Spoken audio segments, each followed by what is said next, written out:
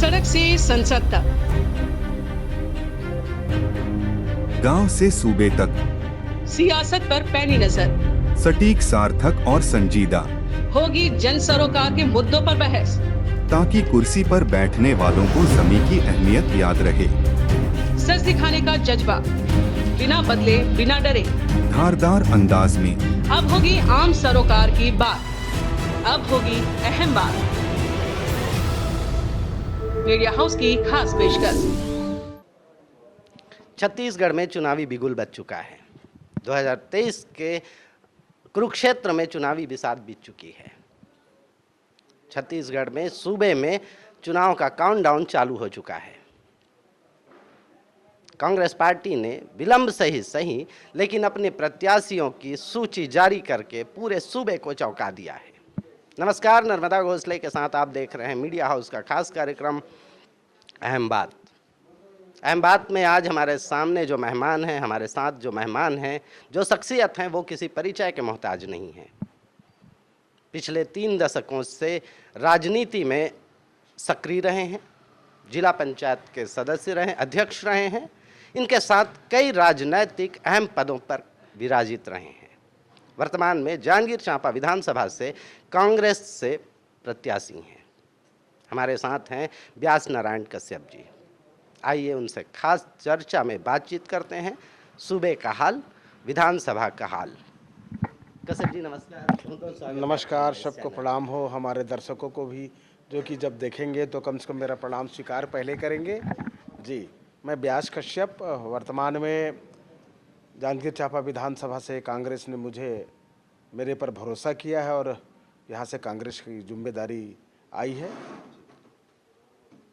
कश्यप जी, जांजगीर चांपा विधानसभा देखा जाए तो पिछले 2.5 दशकों से 2 ही लोगों के बीच मुकाबला होते आ रहा था। कांग्रेस पार्टी से मोतीलाल देवांगन जी और भारतीय जनता पार्टी से नारायण चंदेल जी।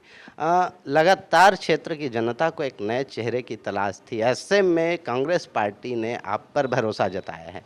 आपकी क्या रणनीति होगी, क्या एजेंडा होगा, किन मुद्दों को लेकर आप चुनावी मैदान में हैं?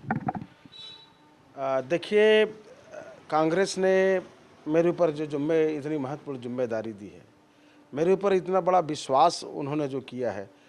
हमारे वरिष्ठ जो कांग्रेस के नेता थे, जो 5-5 बार भी यहाँ से कांग्रेस का प्रतिनिधित्व किए हैं, और हमारे और भी नेता थे जो प्रदेश के पदाधिकारी भी हैं, परंतु कांग्रेस ने मुझ पर भरोसा किया है। रहने के लिए मैं तो कांग्रेस में भी गया, 4 वर्ष पूर्व ही यहाँ आया हूँ, पर सक्रिय राजनीति में 1998 से जनप्रतिनिधि रहा हूँ। नगर पालिका में पार्षद, उपाध्यक्ष, आपने बताया कि जिला पंचायत के मेरी धर्मपत्नी अध्यक्ष, सदस्य और अध्यक्ष भी रही। वर्तमान में मैं किसानों के बीच कृषि उपज मंडी का नैला का अध्यक्ष का भी दायित्व मेरे ऊपर है।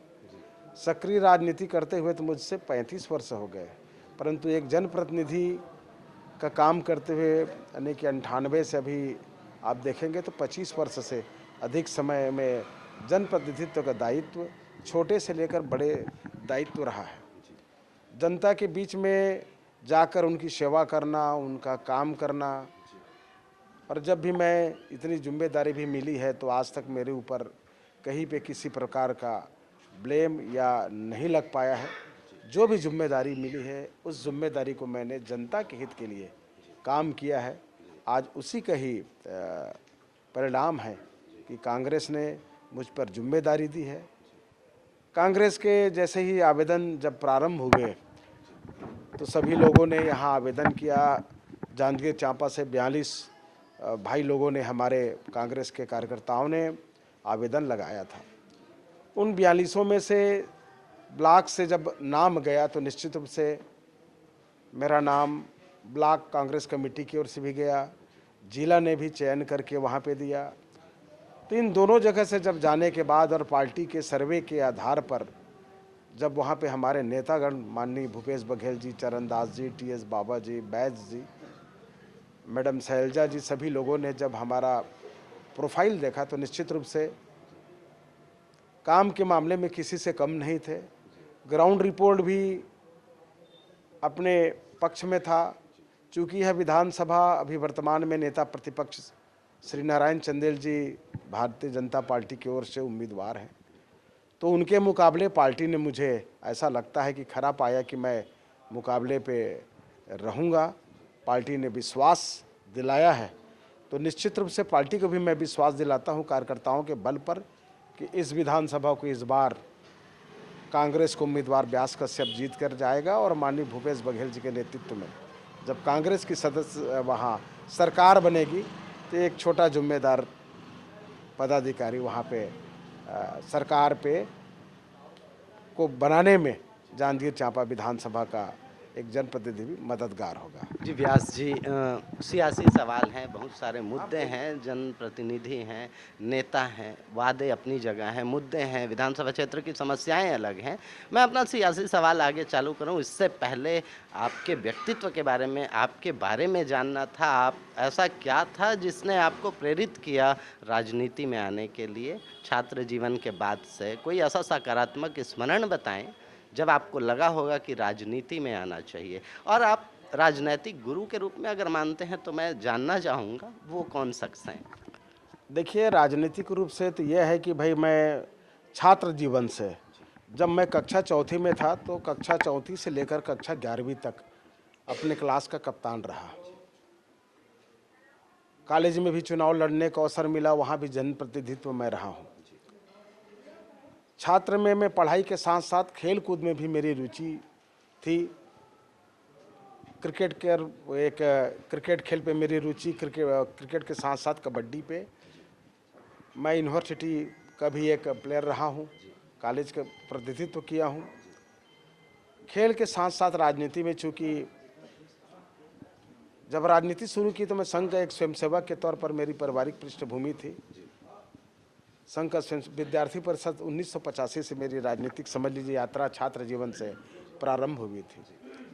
फिर युवा मोर्चा, भाजपा के विभिन्न मंडल से अध्यक्ष, युवा मोर्चे के अध्यक्ष, मंडल का अध्यक्ष, जिला महामंत्री और विभिन्न प्रकार के प्रदेश कार्य समिति के भी सदस्य युवा मोर्चा में, विभिन्न राजनीतिक जीवन में भाजपा में मैंने विगत 30 वर्ष से वहाँ पर सेवा दी। कार सेवा जैसे भी महत्वपूर्ण चीज़ों पे मैंने वहाँ पे योगदान दिया था, जहाँ पे कोई जाते नहीं थे नेता, पर व्यास कश्यप खून की बाजी लगाकर उस विषम परिस्थिति में भी मैं वहाँ गया। चाहे कि जम्मू कश्मीर की यात्रा हो या विभिन्न यात्रा, या कि पार्टी मुझे जिम्मेदारी देती थी, चाहे राजस्थान के, गुजरात के चुनाव हो, आसाम के चुनाव हो, बिहार के चुनाव हो, सक्रिय रूप से मैं राजनीति में था। और सक्रिय राजनीतिक होने में जिस पारिवारिक पृष्ठभूमि से आता हूँ, एक छोटा सा मेरा आप घर देखिए सही, कुर्मी किसान का बेटा हूँ, आज भी मैं खेती किसानी करता हूँ। किसानी के साथ साथ राजनीतिक जीवन में मेरे अच्छे मित्र मंडल के बीच में रहा, उनके बीच में जब मैं गया तो संगत का असर पड़ता है। छात्र जीवन से ही आपने राजनीति की ओर झुकाव आपका, और खेल के प्रति जो रुचि थी वो आज भी आपके व्यक्तित्व में झलकता है। राजनीति में जो आपका इंटरेस्ट है और खेल से जो शारीरिक कुशलता और जो एनर्जी आप में है वो आज भी देखने को मिलता है, ये उसी का परिणाम। जी 57 साल उम्र हो गए हैं, है ना भाई। पारिवारिक पृष्ठभूमि भी ठीक है, राजनीतिक भी ठीक है। जब पूर्व में मैं 18 में जब माननीय चंदेल जी को, मेरा भी प्रतिस्पर्धा विगत 3 वर्षों से रहा है, पार्षद रहा हूँ इस वार्ड से 2 बार। पार्टी ने भी उस समय भी मुझे, मैंने जब चंदेल जी के साथ कहीं न कहीं पे व्यास कश्यप का भी योगदान चंदेल को चंदेल बनाने में रहा है।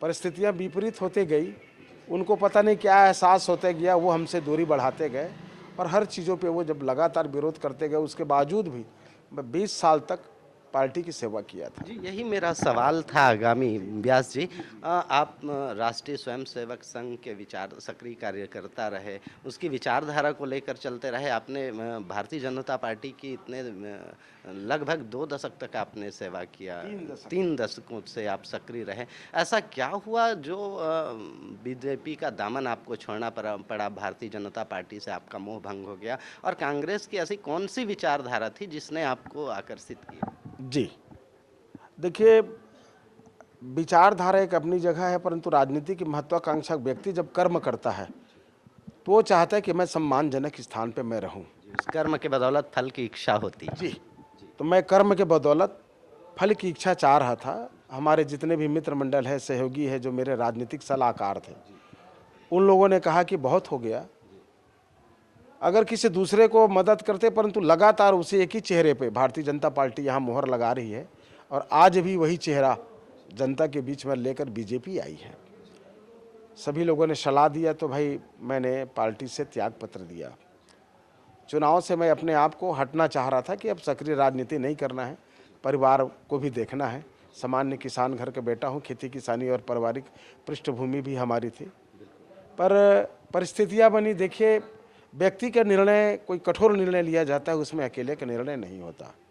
हमारे सहपाठी भाई थे, पार्टी के और कार्यकर्ता थे, उन्होंने कहा कि भाई आप चुनाव मैदान में आइए।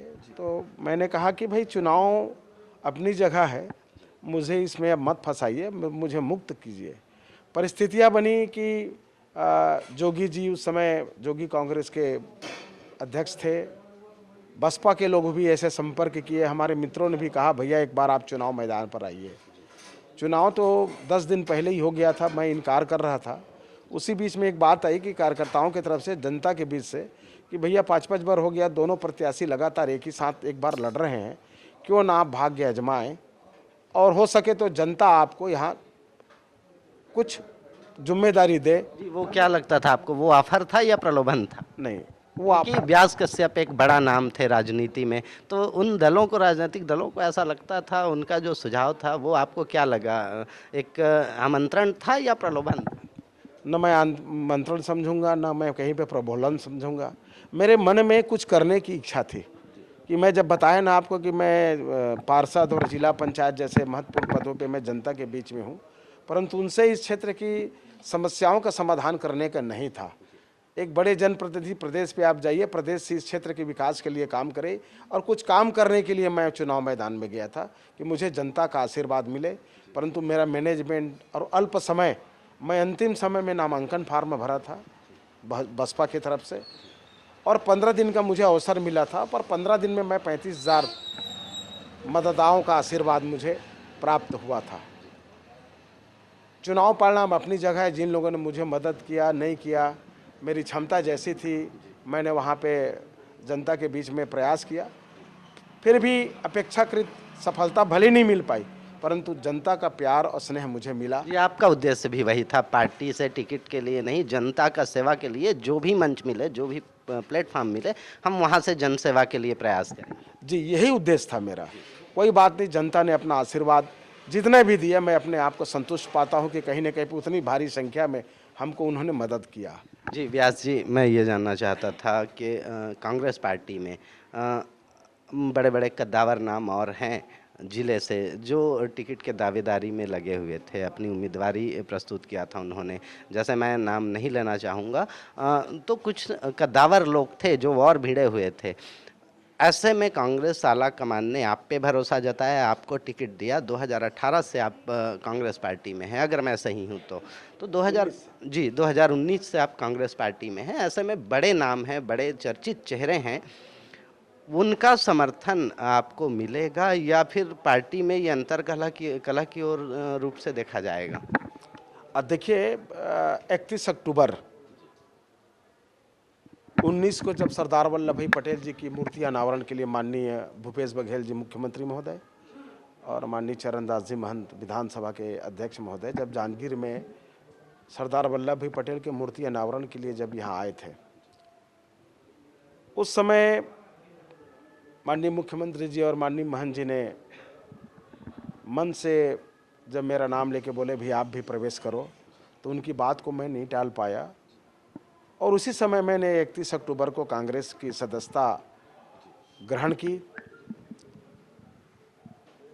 मैं बसपा से जब चुनाव लड़ा था, उसके बाद मैं जब परिस्थिति देखा तो मैं अपने आप को अलग कर लिया था और माननीय मुख्यमंत्री जी से इस विषय में 18 लोकसभा चुनाव में ही 18 के लोकसभा चुनाव में, जब लोकसभा 19 पे हुआ था तो उस 18 थी और मई में जब चुनाव हुआ था, उस समय बातचीत हुई थी कि आप आ जाओ करके, तो हमारे लोग उस समय भी मदद करने के लिए किए थे, परंतु परिस्थितियां बनी। जब हमने देखा कि माननीय भूपेश बघेल जी का छत्तीसगढ़ सरकार छत्तीसगढ़ की संस्कृति को लेकर, किसानों को लेकर जो अच्छे काम करे, तो उससे मैं प्रभावित हुआ और उनके ऑफर को मैं ठुकरा नहीं पाया और उसी समय से कांग्रेस को मैं लगातार समर्थन देते गया, जिसका परिणाम यह हुआ कि आज के दिन में नैला के 1 से लेकर 5 वार्ड में लोग भाजपा विहीन, कांग्रेस विहीन की बात करते हैं, परंतु यहाँ भाजपा विहीन है। इवन समझ लीजिए कि माननीय विधायक चंदेल जी के वार्ड में भी भाजपा को मुंह खानी पड़ी, उनके वार्ड से भी कांग्रेस को उम्मीदवार।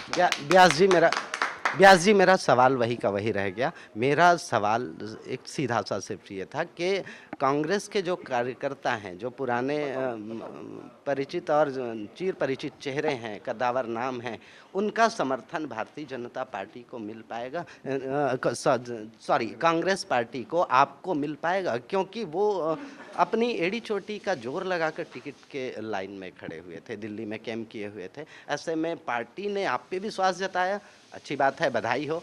मेरा सवाल सिर्फ इतना सा है कि ऐसे नामों का, ऐसे कांग्रेस के नेताओं का, कार्यकर्ताओं का समर्थन आपको मिल पाएगा? जी निश्चित रूप से मिल पाएगा। इसके पीछे कारण यह है कि मैंने कांग्रेस में जब से प्रवेश किया, ईमानदारी से कांग्रेस के प्रति एक सच्चे सिपाही के तौर पर मैं काम किया हूँ। मैंने कहा ना भाई कि एक आवेदन की प्रक्रिया थी, अब मैंने सामान्य रूप से आवेदन लगाया है और आवेदन के आधार पर और परफॉर्मेंस के आधार पर कांग्रेस ने मुझ पर भरोसा किया है। मेरे संबंध सभी से हैं, मैं गुटी राजनीति पे नहीं पड़ा हूँ, मेरे को उससे कहीं पे मतलब नहीं था। पार्टी मुझे जो जिम्मेदारी देती थी उस काम को मैं करता था और मेरे संबंध सबसे मधुर हैं और मैंने प्रतिस्पर्धा नहीं किया है। एक बात बता दूं, सब कोई जाकर रायपुर या दिल्ली तक सब गए हैं, प्रतिस्पर्धा के दौर में सब लोग एक दूसरे के विरोध किए हैं, परंतु मैंने कभी भी, हमारे माननीय भली ही वो प्रतिस्पर्धा है पर मैं इसको प्रतिस्पर्धा नहीं मानता। आवेदन सबका स्वाभाविक रूप से लगता है, मन में उनके प्रति, किसी के प्रति मैंने कुछ ऐसा चाह नहीं रहा कि भाई वो उनको ना मिले, उनको ना मिले। मैं सबसे मेरी लगातार बातचीत होती थी और मैं उनको कहता था भाई हमारी शुभकामनाएं आपके साथ हैं, आप टिकट लाइए। तो जब मेरी भावना उनके प्रति वैसी है, पार्टी के प्रति आपकी निष्ठा पे आपको स्वयं को बहुत भरोसा था जी, इसका परिणाम आज हाँ जी, पार्टी के ऊपर मुझे भरोसा था और मेरे मन में किसी के प्रति ऐसा नहीं था। जितने भी और हमारे उम्मीदवार थे, निश्चित रूप से उन्होंने बहुत मेहनत की है। आज नहीं 5-7 साल से उन्होंने मेहनत कर रहे हैं, कई भाई तो 10 साल, 20 साल, 30-30 साल से लगातार यहाँ पे मेहनत कर रहे हैं। निश्चित रूप से वो मेहनत कर रहे हैं, वो उसके हकदार थे, उनको भी सम्मान मिलना चाहिए। पर उम्मीदवार तो एक ही होगा। हाँ, पार्टी जब जिम्मेदारी देती है तो जिनकी जिसके हिसाब से जो बात होती है उनके सम्मान के हकदार वो थे। ठीक है, जनप्रतिनिधि के तौर में मेरे को जिम्मेदारी अगर दी है तो कहीं ना कहीं पे पार्टी भी सोच समझकर जिम्मेदारी दी है ताकि। व्यास जी, ये देखा जा रहा है आपका विधानसभा क्षेत्र, जांजगीर चांपा विधानसभा क्षेत्र ओबीसी वर्ग का एक बड़ा वोट बैंक है, उसमें अनुसूचित जाति वर्ग का भी एक अहम योगदान है। ऐसे में अगर हसदेव के उस पार और इस तरफ की बात की जाए, जांजगीर और चांपा की तरफ की, तो सियासी गलियारों में एक चर्चा है कि मोतीलाल जी अगर इस तरीके से कांग्रेस में अंतर्कलह की बात अगर आती है तो आपकी क्या रणनीति होगी नदी के उस तरफ के वोटर्स को साधने के लिए? देखिए, मैं अपने विधानसभा को सबको एक समान मानता हूँ, है ना भाई। शरीर के अंग जितने भी हैं पर जान एक ही है। जांजगीर चांपा विधानसभा मेरे लिए सब एक समान है। शरीर के एक एक अंग बराबर मेरे विधानसभा के एक एक बूथ के जनता है और वहाँ के हमारे क्षेत्र के लोग हैं। मैं कल चांपा भी गया थी, इस बात को मैंने कहा है, क्योंकि देखिए राजनीतिक जीवन में है तो आपको सफलता सबसे सहयोग प्राप्त करने से मिलेगी। मेरे लिए जांजगीर और चांपा कहीं पे कोई विशेष बात नहीं है, मेरे लिए सब एक समान है। और मैं तो अगर जिम्मेदारी मिलती है तो कुछ ऐसा भी काम करने की जाना चाहता हूँ कि आने वाले समय में यह कांग्रेस का चिरस्थायी स्थान हो जाएगा अपने कर्मों के बल पर। क्योंकि बचपन से मैं जब क्षेत्र में देख रहा हूँ मैं कि क्या होनी चाहिए, क्योंकि जब मैंने आपको जब पहले बताया कि स्थानीय छोटे स्तर से जनप्रतिनिधि मैं रहा हूँ तो उसकी समस्याओं का समाधान, उनका निराकरण कहाँ से होगा, इसकी जानकारी मुझे है। विगत 30-35 वर्षों से जब मैं जनता की सेवा के लिए लगातार, मैं कभी जनप्रतिनिधि रहूं या ना रहूं, परंतु मुझे पता है कि कौन सा काम कैसे करने पे कैसे होगा तो मुझे आशा और विश्वास है कि सबका मुझे आशीर्वाद मिलेगा। चूँकि किसी के प्रति मेरी दुर्भावनाएं नहीं थी, सबके प्रति मैं बातचीत उनसे लगातार, जब वो दिल्ली में भी रहते थे तो मैं उनसे संपर्क में रहता था, उनको मैं शुभकामनाएं देता था, भैया आप ले आइए करके। परंतु मुझे भी कहीं ना कहीं पे कर्मों पर मेरा भरोसा था। कांग्रेस में अंतर्कलह की बात का बड़ा सटीकता से आपने जवाब दिया। अपने कार्यकर्ताओं को और हमारे जनता को भी हमारे चैनल के माध्यम से आपने बड़ी कुशल राजनीतिज्ञ की भांति इसका जवाब दिया, मेरा प्रत्युत्तर आपने दिया। मेरा सवाल एक आपके पार्टी को लेकर ही है, क्षेत्र की राजनीति की बात नहीं करें, हम प्रदेश की राजनीति की बात करें तो आपके सामने एक बड़ा मुद्दा होगा, बड़ी समस्या होगी कांग्रेस के 2018 के मैनिफेस्टो का। उन्होंने 2018 में अपने मैनिफेस्टो में, घोषणा पत्र में एक अहम वादा किया था कांग्रेस पार्टी ने शराबबंदी का, जो नहीं हो पाया और ये सूबे में काफ़ी चर्चा का विषय रहा। शराबबंदी नहीं हो पाई। ये आपको अगर विधानसभा क्षेत्र में जनता के बीच हैं तो ये नाराज़गी का सामना आपको करना पड़ेगा। इस बात को आप कैसे जनता को कन्विंस करेंगे, कैसे उनको बताएंगे? देखिए भाई साहब, कांग्रेस ने 36 वादे किए थे और वर्तमान में व्यास जी, बड़ी समस्या सिर्फ शराबबंदी का। एक ही बात कहूँगा, सुन तो लीजिए। 36 वादे किए थे, 51 योजना सरकार चला रही है। आज पूरे भारत में नंबर 1 के मुख्यमंत्री माननीय भूपेश बघेल अगर कहला रहे हैं, गुजरात मॉडल नहीं, यार दिन में छत्तीसगढ़ मॉडल की बात होती है। रही बात शराब की, तो शराब एक राष्ट्रीय मुद्दा है। सरकार यहाँ पे धीरे धीरे जो संख्या बल है वो कम कर रही है।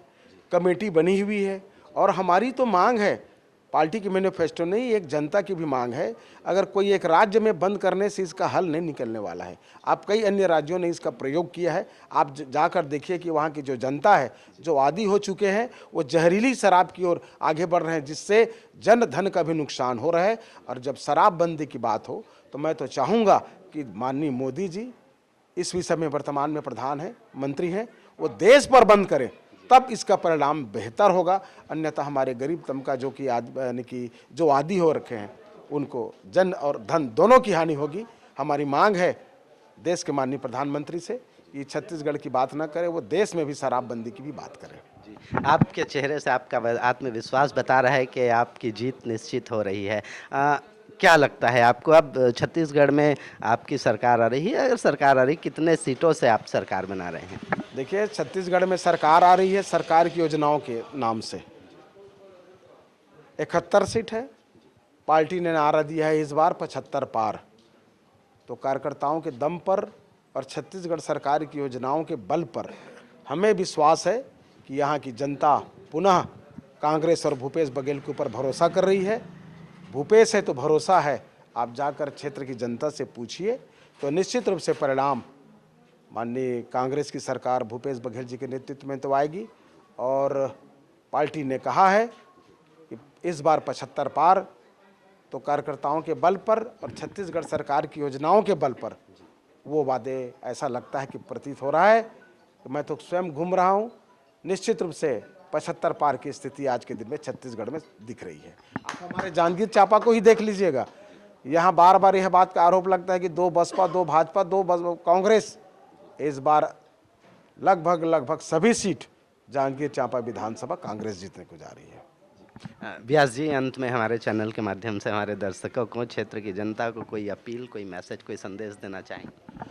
मैं तो अपील यही करना चाहूँगा, वर्तमान में भले ही मुझे कांग्रेस पार्टी ने यहाँ पे एक जनप्रतिनिधि के तौर पर विधायक का उम्मीदवार बनाया है, मैं जनता से एक ही अपील करूँगा कि मतदाता भाइयों बहनों, छत्तीसगढ़ की यह जितनी भी योजनाएं हैं, आप अनुभव कीजिए कि छत्तीसगढ़ ही एकमात्र राज्य है जहां डायरेक्ट बेनिफिट स्कीम, यानी कि लोगों के पास, हमारे युवाओं के लिए, महिलाओं के लिए, किसानों के लिए, मजदूरों के लिए, शासकीय भाइयों के लिए, सभी लोगों के लिए इतनी बेहतर योजनाएं माननीय भूपेश बघेल जी की कांग्रेस सरकार ला रही है। तो एक बार अगर आप लाभ लिए हैं तो उसका निश्चित रूप से आप लोगों का भी दायित्व बनता है कि भूपेश बघेल जी के ऊपर भरोसा कीजिए और 75 सीट दिलाकर पुनः कांग्रेस की सरकार बनाकर जो लाभकारी योजनाएं हैं, उन योजनाओं का निरंतर लाभ आपको मिलता रहे। मैं आप लोगों से यही अपेक्षा और विश्वास है मुझे कि अगर काम बोलता है तो परिणाम भी निश्चित रूप से कांग्रेस के पक्ष में दिखेगा। बहुत बहुत धन्यवाद व्यास भैया। तो ये थे हमारे साथ व्यास नारायण कश्यप जी, जो जांजगीर चांपा विधानसभा क्षेत्र के चैलेंजिंग सीट से प्रत्याशी हैं। जांजगीर चांपा विधानसभा क्षेत्र की अगर तासीर की बात की जाए तो पिछले 2.5 दशकों से देखा जा रहा है कि मोतीलाल देवांगन और नारायण चंदेल के बीच ही मुख्य मुकाबला रहा है। ऐसे में क्षेत्र की जनता को एक नए चेहरे की तलाश थी। वो नया चेहरा व्यास नारायण कश्यप जी के रूप में विधानसभा के चुनावी मैदान में है। अब देखना ये रोचक होगा कि कांग्रेस, भारतीय जनता पार्टी और कांग्रेस के बीच की ये लड़ाई किस परिणाम तक पहुंचती है।